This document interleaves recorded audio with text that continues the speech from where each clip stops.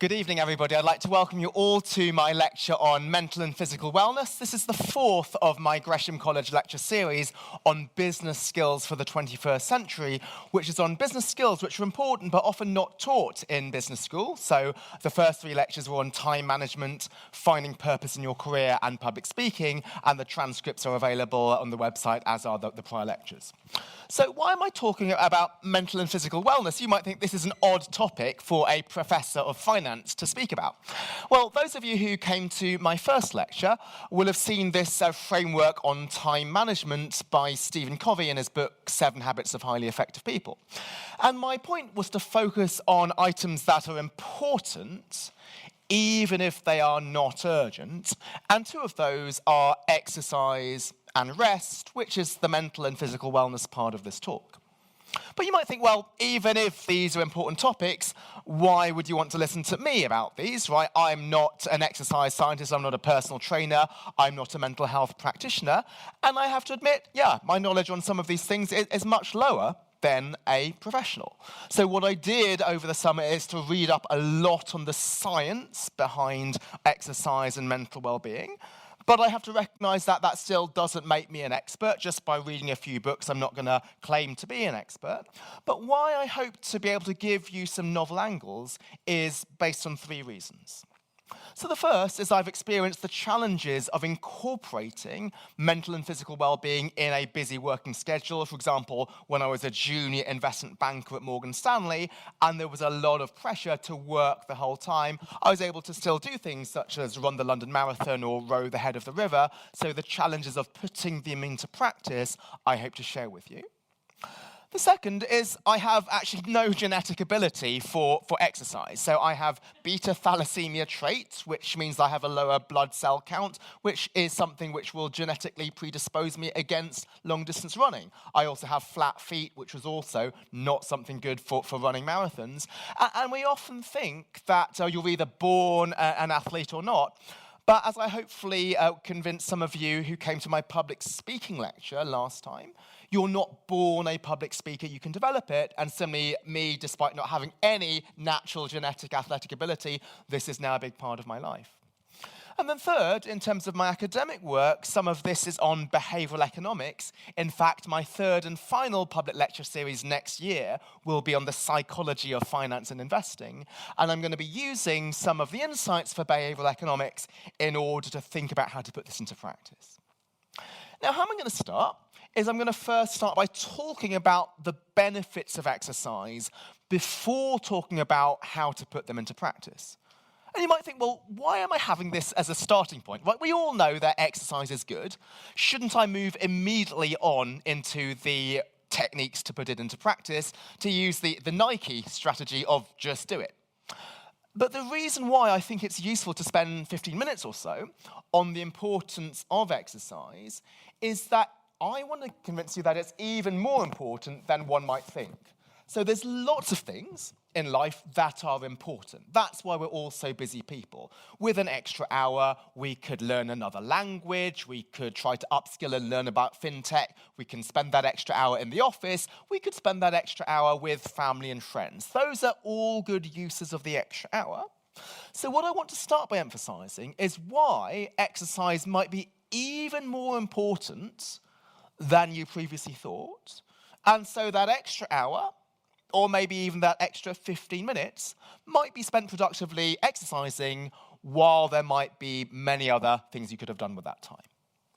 And you probably already know that there are many physical benefits of exercise, so it reduces the chance of illnesses and heart attacks, and it helps you lose weight and so forth. I'm not going to have any unique angle on that. Instead, I'm going to focus exclusively on the mental benefits of exercise and how it affects business effectiveness, linking with the theme of the talk. This is a Gresham business lecture. And that's to say, even if your only goal in life is to be successful in your career, and you don't care about the health benefits of exercise, then you should still consider exercise because it can make you effective in the workplace. So I'm going to narrow myself down into those benefits. I'm going to start by talking about the neurological benefits of exercise, how this affects your brain, and then I'm going to go on into the practical mental benefits that come from that. But I'm going to start with the neurology just to show you there's some science behind this. I'm not just making up stuff which sounds good. And one of the many books I read on this topic is a book called Spark by Dr. John Ratey, which is on the neurological benefits, and that I thought was a very good way of laying this out to a non-expert. So if you're interested in it in more detail, that's a useful reference. So what do I mean by the neurological benefits? So what I talked about in my time management lecture, lecture 1, is the idea of the brain being neuroplastic.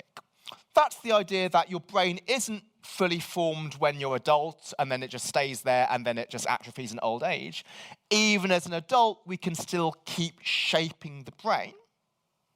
I talked about the idea of a brain being like a muscle, and I talked about time management. If we focus on something, we build that mental muscle, and we're able to keep focusing in the future.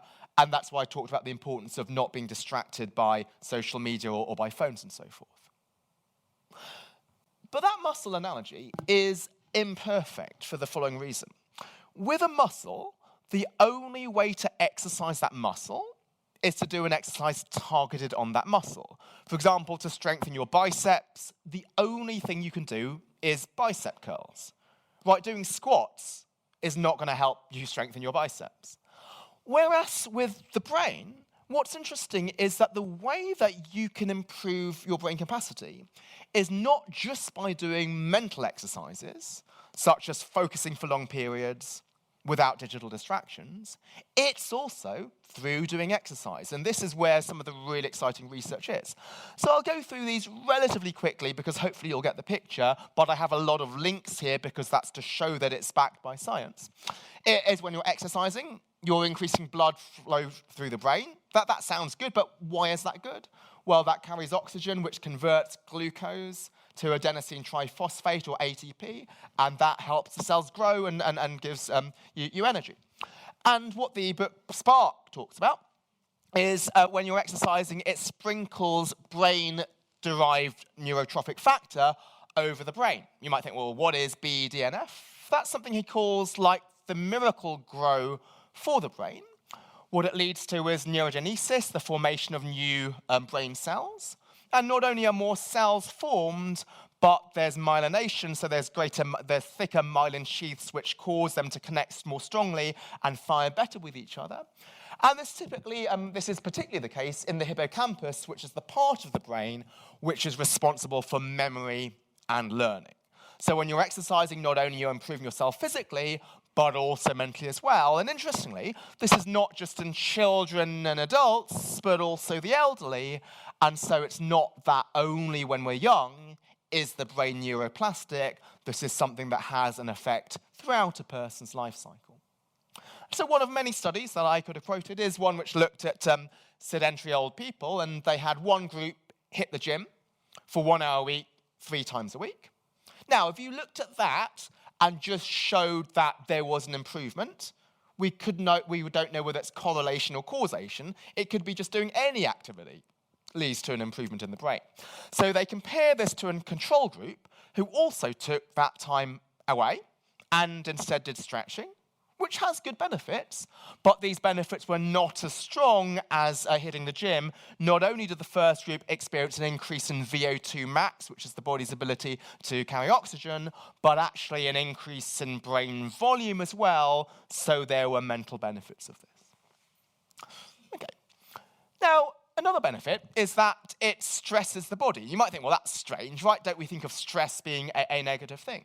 Well, what the body is designed for is something known as homeostasis, or if you're an economist like me, you'd call this equilibrium. So the brain likes to respond and go back to an equilibrium state. So if we're hot, we sweat, and that cools us down. And that's really important for survival, but there's obviously a limit to which the body can respond to external pressure and go back to equilibrium. If things are really cold, then you will freeze. Now, that's all positive, but one of the negative things is that humans don't need a clear and present danger to elicit a stress response.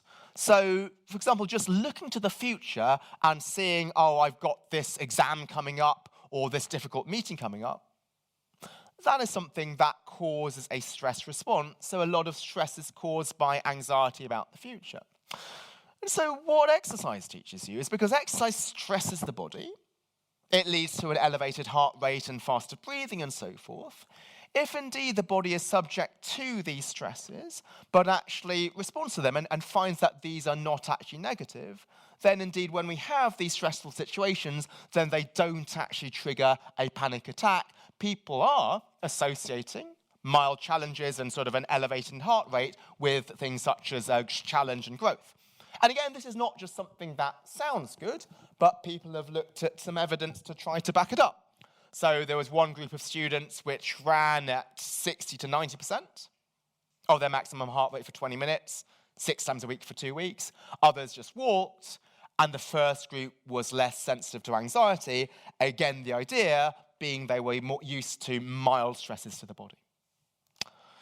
And finally on this, it's the idea that it increases the neurotransmitters which are typically targeted by antidepressants, so things like serotonin and endorphins, these are released during exercise. And so the feeling that we get of runner's high after exercising, this has an underlying basis to it. You are actually releasing more of these, and again, studies show that these are better than, say, antidepressants like Zoloft at treating depression. Okay, so those are all the neurological benefits, and I'm going to soon go into putting it into practice. Before doing so, I'd like to talk about the mental benefits of exercise. So we've got all of these changes which are happening to the brain. How might this make you a more effective person in a business context? Again, the reason why I'm saying this is even if your only goal is to be more effective in business, why exercise might be useful. So the first is the importance of focus. So as I mentioned at the start, right, if we want to improve focus, there's one way of doing things is by taming digital distraction and getting the brain to concentrate at work.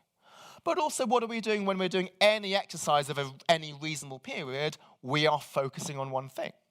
So chess players, and I used to be an England junior international in chess, used to run and swim for long periods.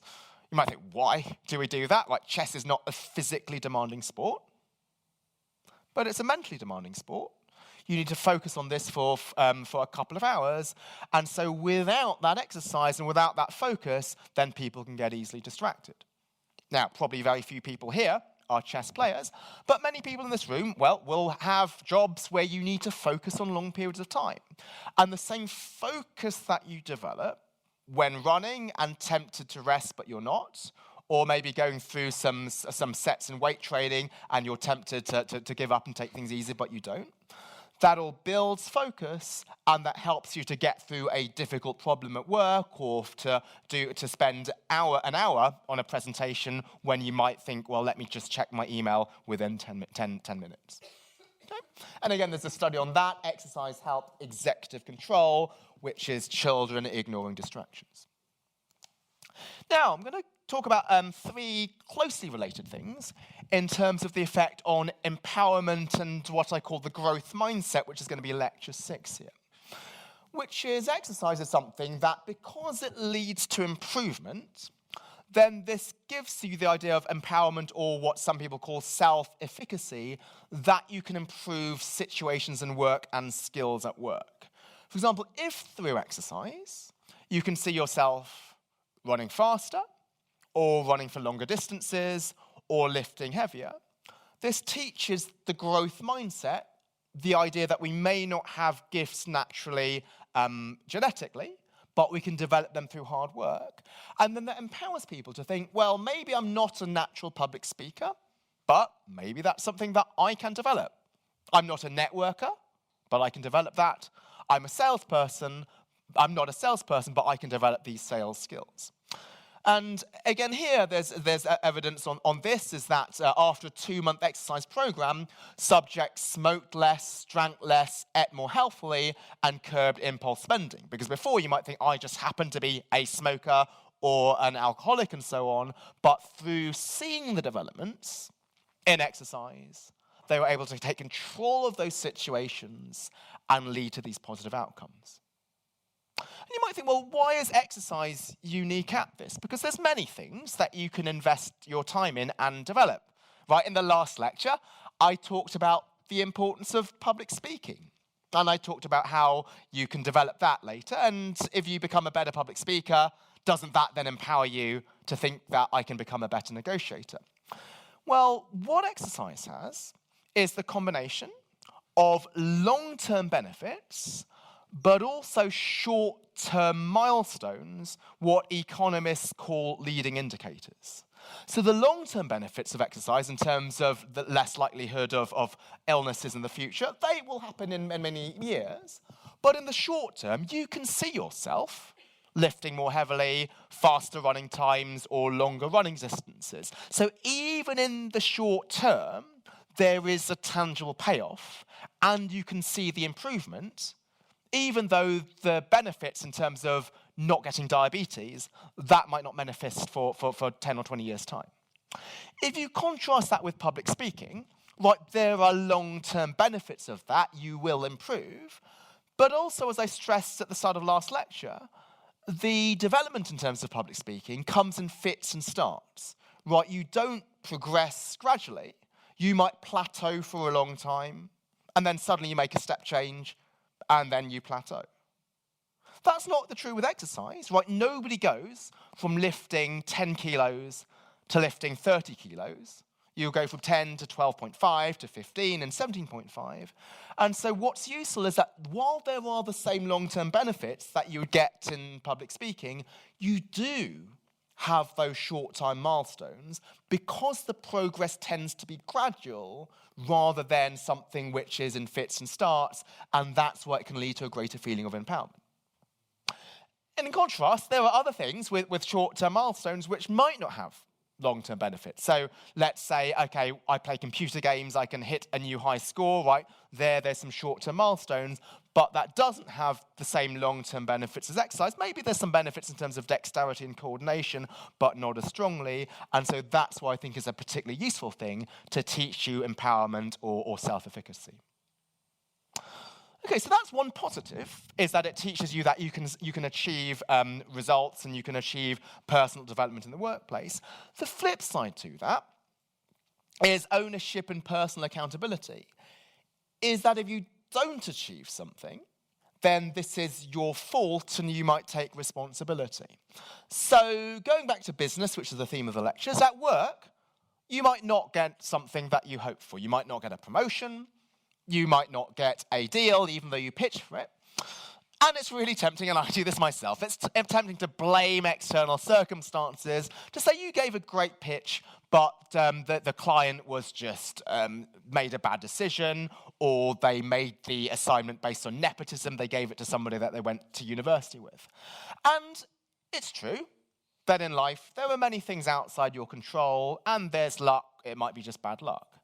But we, including me, we always over-attribute failures to bad luck when some of this should be attributed to ourselves. This is something known as the attribution bias. And again, why I think exercise is useful is it teaches you this accountability so that if you do not win the pitch, rather than blaming the client for making a bad decision, you're going to be more likely to look back at the pitch and say, actually, this could have been a bit better. This was actually not so convincing. And so for this, I think one thing which is useful is individual sport. Now, in my second lecture on choosing a career, I talked about the benefits of team sport. But what's good about individual is that this is something where there's huge accountability. So let's say you're running a race and your goal is to do a 10K within 50 minutes or something, and you don't achieve this. You can't blame your teammates. You can't blame the referee. There was no refereeing decision. It's you who probably didn't train hard enough. And so not only can we see the progress, right, we're lifting heavier, we're running faster as part of our own efforts. That was the point that I just made on the last slide. But also we don't achieve something. Well, this exercise mindset says, well, maybe we could have put more effort into this, and then that can also translate into the workplace and mean that if there's a failure, we're going to use this as a learning process, even though it is really tempting to blame external circumstances. So actually one of my own fitness coaches, a guy called Louis Rennox, who now teaches at Jab Box, he said, fitness is the hardest thing to get because only you can get it. You can't inherit it. You can't win the lottery. You can't buy it. You have to work for it. And so that's empowering, right, because it means that it's something that you can acquire.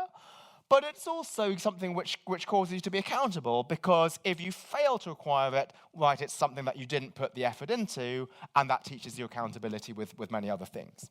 Stuart Pearce, the former England football captain, who worked his way up from an electrician and a semi-pro footballer to becoming captain of England, he said you can find 1,000,001 excuses in life if you want to. I like the excuse, it is my fault, I'm going to do something about it. That's a mentality you get through exercise, and it's something which is really useful to translate into the workplace. Okay, I'm not going to go through everything here just in the interest of time. Let me just go through actually the penultimate thing here in terms of overcoming fear of failure and living boldly. Is that whenever you have exercise, and again, the benefit of it is you've got quantitative metrics, unlike other good things like playing music or public speaking, is that sometimes you might fail. So it might be you've got a target time for your 10K, you don't get this. Or maybe you're playing a match and you'll lose. And I think getting used to failure is very important, because this is something which is an aspect of life. So the top baseball teams in the US, they win 60% of games, so they lose 2 games in every 5. The top batters will only hit the ball successfully 3/10 of the time. And so if you're used to an activity where there are failures, where you don't achieve your goals, then that actually encourages you that there is nothing wrong with failure.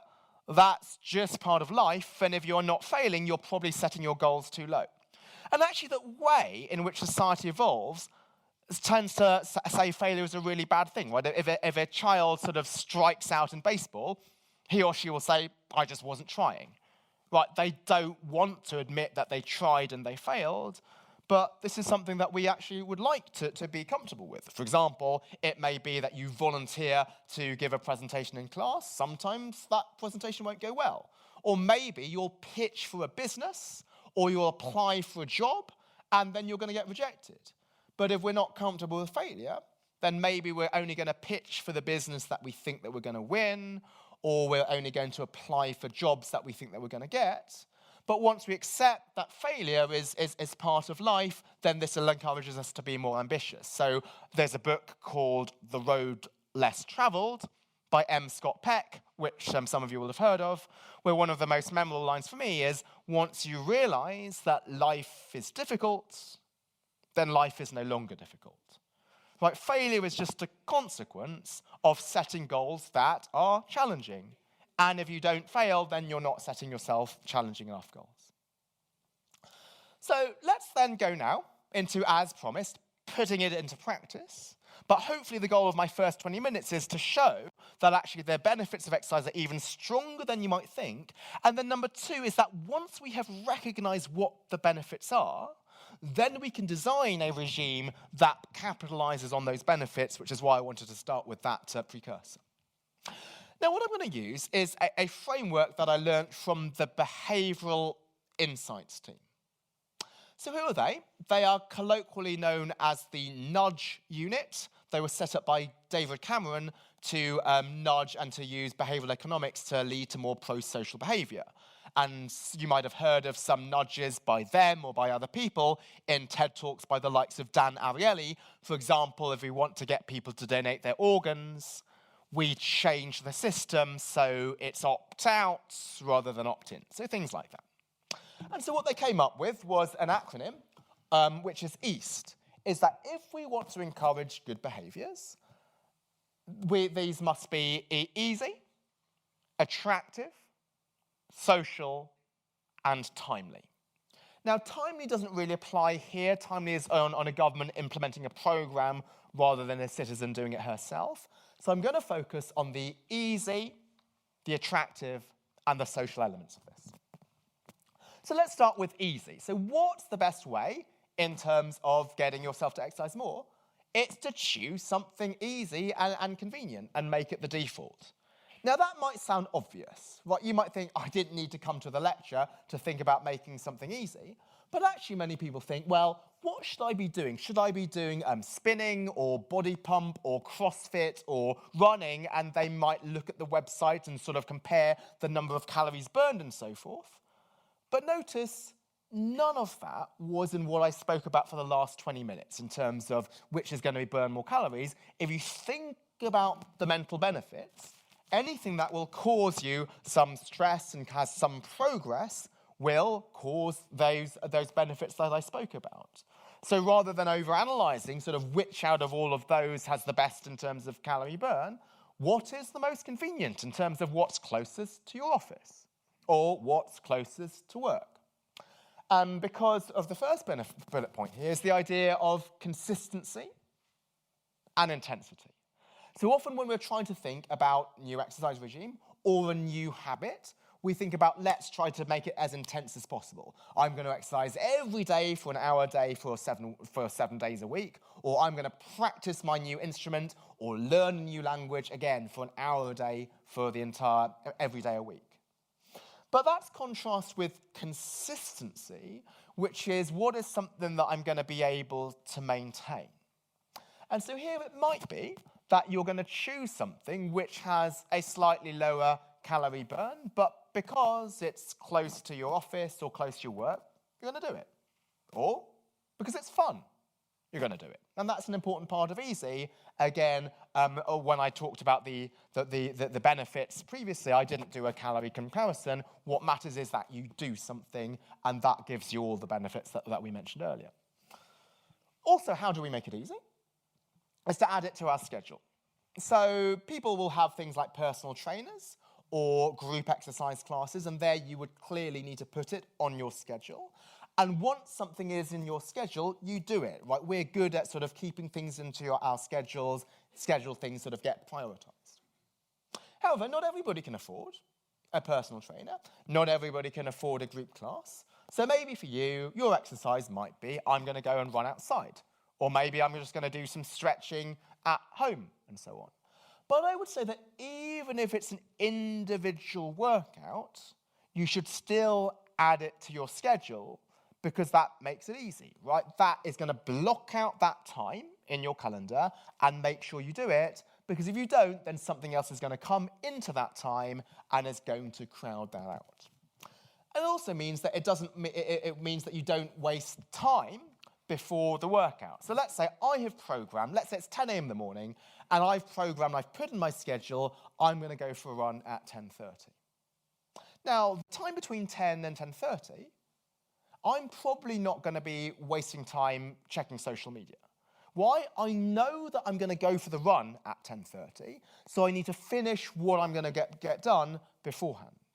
If instead I'm going to think, well, I'm going to go for my run as soon as I finish this presentation, then it may be that I just take as long as I want to on that presentation. So I take some time and I take a break and just check some email and go back to the presentation. Where scheduling something, one of the benefits of this is not only are you doing the activity, but also in the run-up to the activity, you'll be more productive. Why? Because you know that you've got this thing which is going to break up your schedule.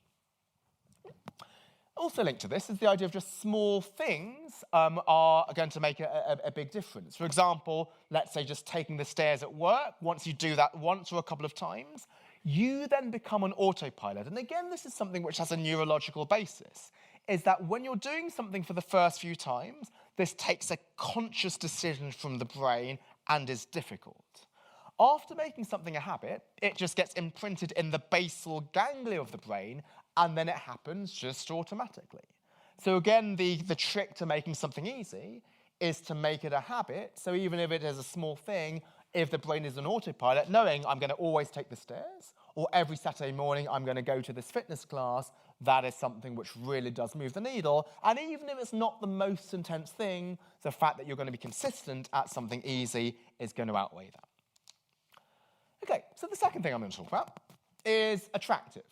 So choose something fun, I've already mentioned, but you can also enhance the attractiveness of a particular exercise regime with some of these things here. So one of them is you could add additional rewards during the exercise, and importantly, only have those rewards being enjoyed during the exercise activity and not anywhere else. Let me give you an example. That sounded a bit abstract. So one of my former colleagues at Wharton, called Katie Milkman, she wrote a very famous paper called Holding the Hunger Games Hostage at the Gym. Why was it called that? Right, she loved to listen to audiobooks and she hated to go to the gym. So what she did is she kept her audiobook only in her gym locker. So that meant that the only way that she could listen to the audiobook was to go to the gym, and this is something she called temptation bundling. She was bundling something which was tempting to her with also something which was personally sort of costly in terms of difficult, which is to go to the gym. And this, when she did a large-scale experiment, those who engaged in that, they were actually able to engage in better behaviour in terms of exercising more. It might be that you could add additional rewards after actually doing the exercise. For example, you could choose to go with friends and have say we're going to meet for coffee afterwards. For me, I go to a really difficult workout called Barry's Boot Camp, where during the hour you're completely beasted by the coach. What I always have is that in my locker afterwards, I have a fruit shake which I've made at home with my NutriBullet. Now, I've made that as attractive as possible. It is sitting in my locker, and therefore I can have it immediately on my way home. Now, you might think, well, why don't I just make it at home when I've got home and then it's really fresh?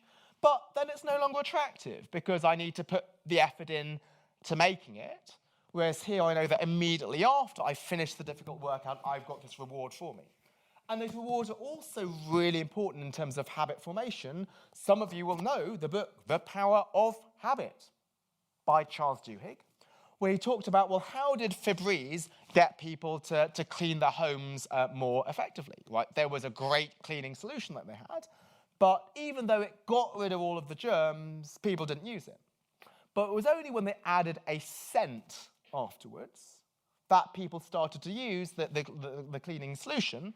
Why? Because the housekeepers or the house owners liked the positive smell afterwards because they felt they'd have achieved something. And so here, just adding a few things can make something more attractive. And all finally, if we think about the idea of focus, remember that was one of the mental benefits.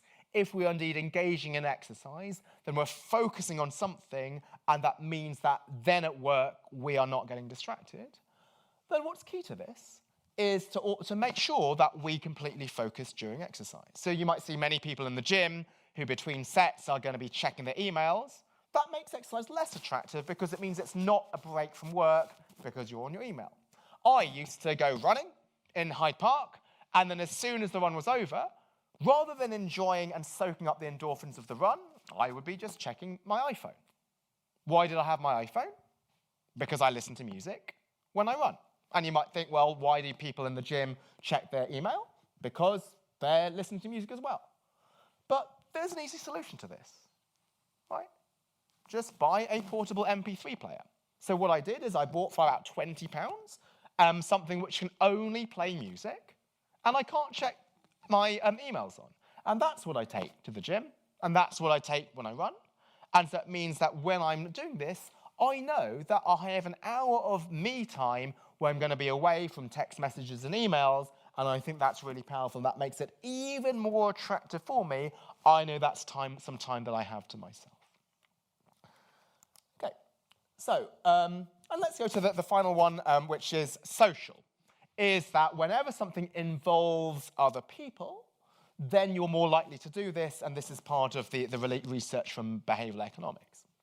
And so here I'm going to highlight the importance of group exercise is doing something with other people. So it used to be that I would go to the gym And that had some benefits, but there were some costs to that. It was mentally really taxing. Is that every day, even after a long day at work, I'd have to go, and I'd have to motivate myself. And also, I would do the same thing every time I had sort of the same routine that I would be doing. But then from a group exercise class, there's many benefits. So number one is there's studies showing that people's serotonin levels rise whenever they're doing group activities. This is the idea of a hub. When you're surrounded by other people doing similar things, there is just a benefit which causes everybody to perform more strongly.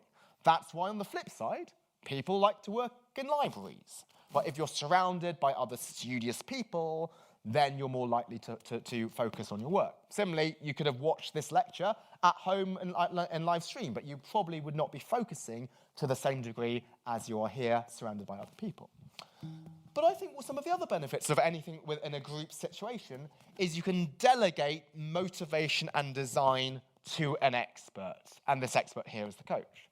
So any coach there, right, they are the people who are responsible for motivating you and designing the program.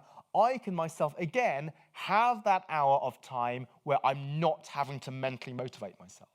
And again, why did I come up with this? It goes back to what are the benefits of exercising to begin with, are the mental benefits, and I'm maximizing them by delegating the design and motivation to somebody else. I'm only focusing on the physical exertion. Mentally, I am free for that hour. Okay, so that's everything that I had in terms of physical fitness. Again, let me stress, like I said a lot in sort of 35 minutes, number one, there's many benefits of this way beyond just the physical. This helps you be more effective at work. And number two is in order to capitalize on this, make it easy, make it attractive, make it social. Consistency beats intensity. If something is easy, attractive, and social, it's going to be in your routine, and you're going to do this on a regular basis. Let me now move to the mental wellness aspect of this. And so if you go back to the matrix I had at the start, right, I said exercise and rest. Rest is important, but not urgent. And it's something that, for many of us, is the residual. Right, we have our work, we have our family commitments, we have to clean our house and so forth, and rest is what's left at the end. And if we're really busy, we're not going to rest because there's nothing left. So if this is something which does not get prioritized, it will always be squeezed out because it's the residual. And so it's something we need to prioritize. As a New York Times article stressed, it takes work to stop working. So unless we put this into our schedule, we're not going to do it. And what's worrying is that society scorns rest. So anybody who's resting is said to be sort of lazy. Many people will boast about the idea of getting by on very little sleep. Now, for me, this is crazy because sleep is something essential, just like food and water. Nobody, to my knowledge, boasts about getting by on less food or less water than other people. If you're not consuming that, you're either dehydrated or malnourished. And similarly, if we think about sleep and rest as something that, I'm able to get by less on, there's probably going to be some long-term consequences, just like dehydration and malnutrition. So these are why these are important things to emphasize. So how do we do this, right? Because we think, okay, we all know this is important, but the reality of life is we're really busy, so how do we put this into practice? Now, one of the things that I spoke about a lot in Lecture 1 is on time management and the importance of saying no, and in particular, how we can say no to far more things than we think we can, even if you're a junior employee and you think you need to accept all pieces of work. Now, I'm not going to go over all of that because that was in Lecture 1, but I'd encourage you to look at that time management in the digital age if you haven't seen it. The only point I'm going to add in this lecture is this final one about each day should be a gift. So what do I mean by this? Every day when you wake up, you are lucky because many people did not wake up this morning, did not wake up today. And so there's many people who will look at their calendar and think, I just have to get through the day. And that is not a good place to be in because it means that this day is not a gift, this day is punishment. Now, for many people in the world, millions of people in the world, that is unfortunately the reality, is that there's many people who are malnourished and hungry, and it is about survival and getting through the day. But for us, we are in a privileged position, is that most days, right, we do have discretion in terms of what we're going to do, and it shouldn't just be about looking at the day and just dreading it. But for me, that used to be the case. Right, I would pack so much into my schedule, put in so many meetings or client visits and so on, that it would just be about getting through the day, and then that would be something which would be extremely bad in terms of my mental wellness. So just to go back to one point I made about 5 minutes ago, like what matters is not just the activity when you're doing it, but what's leading up to that activity. And indeed, what causes stress is not just the activity itself being stressful, but anticipating that stress.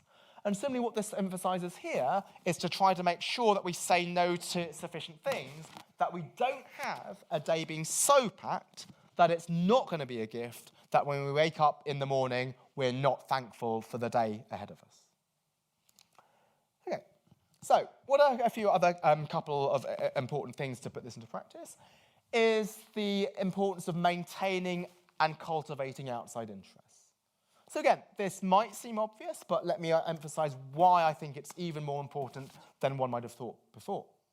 Is that if we have other things besides work, then it means that work does not drive your emotions, right? Again, in work, it may be that you don't get a promotion, you don't get a mandate, you don't get some business, and if that's the only thing that's there, then it can be extremely negative, and then if that's the only thing that drives our emotions, then our emotions will be on a roller coaster because we're dependent upon other people's approval. But if instead we have other things which are within our control, let's say progress towards running faster, or progress towards learning a language, or progress towards being a better public speaker, but those give us other things. They sort of take back control over our life. That means that part of our happiness is not just our success at work, but our success in those other activities. And those other success in our other activities gives us some control, which means that we're not at the behest of other people's decisions. And also going back to the idea of anticipation is that when I was an assistant professor of finance at Wharton, where you're supposed to work all the time in order to get tenure, I would do exercise virtually every day. So often it might be an ice hockey game later at maybe 9 p.m. We used to play late because the ice time was cheap. But then when I'd work during the day, I'd be really productive because I knew I had something to look forward to, which is the ice hockey game. If I didn't have that, then again it would be a day which would not be a gift because I would think this day is a day I just need to get as much research done as possible. It is a day of grind. But by putting something else in the day, that day did seem a gift because it meant, I've got some work to do, but I've got something to look forward to afterwards. And again, the joy of that ice hockey game was not only the hour that I spent on the ice, but all of the anticipation leading up to it, which meant that it was a day to look forward to. Okay, so a couple of other things, again from behavioural economics, is to plan your rest time. So again, we think about rest being the residual, so that when we have rest, we don't know what to do with it. It just appears if we manage to get our work done early, we've got maybe 8 hours on a Sunday. Now, what's the positive thing about work is that it's structured, right? You've got meetings or you've got presentations to prepare for the meeting, and it's stretching, it's difficult, and this leads to what's known as a flow state. I referred to this a few lectures ago by Mihaly, Csikszentmihalyi. So flow is a state that you're in where when you're doing something, time just passes, right? You are immersed in a particular activity. And that you can be with work. But often, actually, with rest time, it's unstructured, and studies of people's happiness have actually found that people are less happy in rest time than they are at work time, which seems bizarre, but it's because you're not in a flow state. If rest time is unstructured, then people will often default to social media. So one can think about planning your rest time as deliberately as planning your work time. Now, that doesn't mean that rest time needs to be something active. You could plan to sit and read a book, or sit in the cafe, or sleep during the rest time, but make sure that what you're doing is something which is deliberate. And this doesn't mean that you have to always be structured and you can never go with the flow. It could be that your rest time ends up watching TV. But again, to think about when you're doing this, if you're choosing to watch TV, that is a discretionary decision rather than something you're doing by default because you're chain watching after several hours of watching something else. So again, what I like to think about is that if I have rest time, is that these are maybe my 8 hours on a Sunday, which I've worked the entire week in order to do. Am I using those 8 hours as usefully as possible? I said usefully, not productively. I don't need to be doing something active. It could, again, be just chatting with some friends in the pub. But is this how I want to use my time? And if so, then that's a tick. If it's not something that's not, I'd like to shake myself out of the inertia. Then we have that rest time. What's important is to take a complete rest during that rest time. Now, as I've said in some prior lectures, one of my huge hobbies is music. And I thought, I love listening to music. I must listen to hours of music every day. But actually, what I realized is that I never listened to music. It was background noise. It was something that was playing when I was working out or maybe when I was tidying the house or doing the dishes. And so there was one of my songs, one of my favourite songs is called Drops of Jupiter by Train, which some of you will know, it won a Grammy Award for the Record of the Year. And I always used to think that I knew how this song went. I thought it started like this. Some of you will know the start of the song.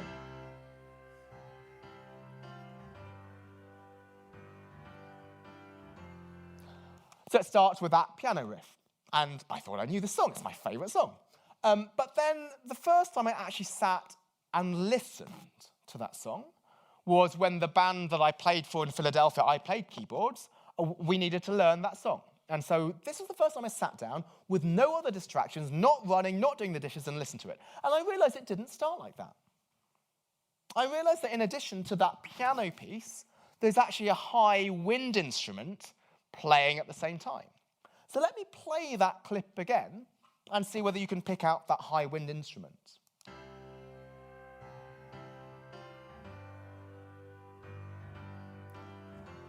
So that was exactly the same clip. Well, I didn't doctor it, but just by listening to it, not hearing it, that clip just became so much richer. And I think about all my whole music library. I've got so many songs, and each time a new album comes out, I want to buy that. But I'd not actually really listened to any of the songs in the music library because they were just background noise. And similarly, what about eating? Right? I sometimes think it's most efficient to eat when I'm on the tube from a place to another place, sort of eating a sandwich, but just the idea of just sitting down and savouring every bite. These things might seem small, but this is one of the pleasures of life, eating or listening to music, and these were just relegated to activities I would do simultaneously with everything else. So the message of this is just to be present, to focus on one thing. As the book by Spencer Johnson said, the best present you can give yourself is the present. I'm running out of time and I always want to allow time for questions. So let me skip right on to the end as to what about when things don't go well? How do we stay sane and how can we ensure that we're mentally well through this? And I'm going to skip through this as well, just in the interest of time. I've got another talk on YouTube called Dealing with Success and Dealing with Failure, where you can see this. But instead, I'm going to go through something really new, which I've never presented before. And this is from a best-selling book called The Boy, the Horse, the Fox and the Mole by Charlie Mackesy. This, at the same time as Greta Thunberg's book, were the two bestsellers of last year, according to Waterstones. And here is a picture of a boy and a horse. And for those who can't read it, the boy says to the horse, "What's the bravest thing you've ever said?" asks the boy. And the horse says, "Help." And so what I mean by this is that there are times in which you will find difficulties. Things will not go well. You might be denied the promotion, or you might be denied something that you think that you deserve. How do we respond to these situations? And my advice is to ask for help, is that there's lots of resources around to deal with anxiety, to deal with stress, and to deal with depression. So if we're sick, you'd see a doctor. If you want to exercise, you'll see a personal trainer. Why? They are experts. They are professionals who know how to deal with these situations. And similarly, a counsellor, a therapist, a mental health professional, those are all professionals. Why would we want to sort of work through our problems ourselves? We wouldn't self-medicate. We'd go to a doctor, and similarly for something which is a mental issue, we would want to see a professional as well. There was a great TED talk called Why We All Need to Practice Emotional First Aid by Guy Winch, who says, well, you wouldn't be expected to run on a broken leg, so you shouldn't be expected to suck it up if tired or emotionally broken. Now, all these things seem easier said than done, so what I'm going to end with is some stories of how I, myself, needed to seek help in certain cases. I know this is a public lecture and it's going to be on the web, and there's a stigma to be associated with seeking help, but I think that these issues are so serious that I think it's much more important for me to get the message out about seeking help than sort of any sort of personal pride in these situations. Now, the first time might not be seen as too serious. This was a time where I was a first-year analyst at Morgan Stanley, and I was being overworked. Is that there were 6 days in a week where 4 out of those 6 finishes were at 4 a.m. Now, the temptation there was to suck it up, right? As a first-year analyst, you need to be working hard because those are the people who are going to get promoted. But this was just so difficult for me, I decided to go to HR and I said, what can I do about this situation, or can you talk to my boss? And they said, no, you need something drastic. You should be signed off sick. You do not look well enough to go to work. And I thought, this is really bad. If people know that I was the person who went to HR, then the bosses are going to be firing me. But then they were extremely sympathetic. They said, oh, this is a really serious issue. They felt embarrassed that they got to the stage in which I was just physically unwell because I was being worked too hard. And so they had absolutely no problems with me being signed off sick for that week. Now, I thought, let me be a hero, right? Okay, after having 2 days where I had good night's sleep and rest, I went back into the office on the 3rd day. And then on the 3rd day, HR saw me and said, this is really bad. You are signed off as sick. You are signed off as unfit for work. You should not be here for work.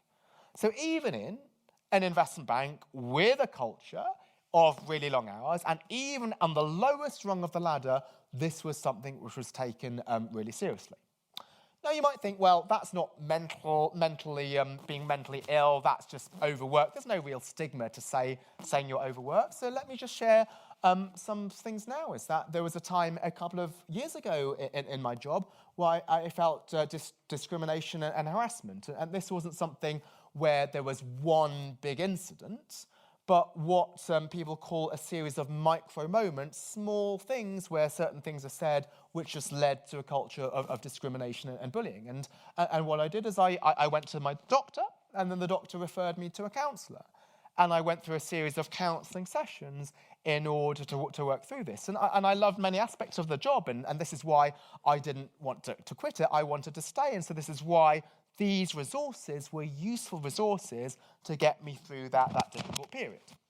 And then about a year later, I then started working with an executive coach.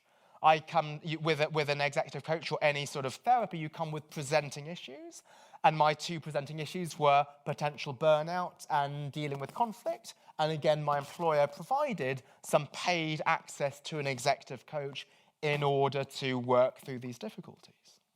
Some of you might have been at my last lecture on public speaking, and I started the lecture by saying I might not be as effective today as I might normally because I'm actually signed off sick from work at the moment.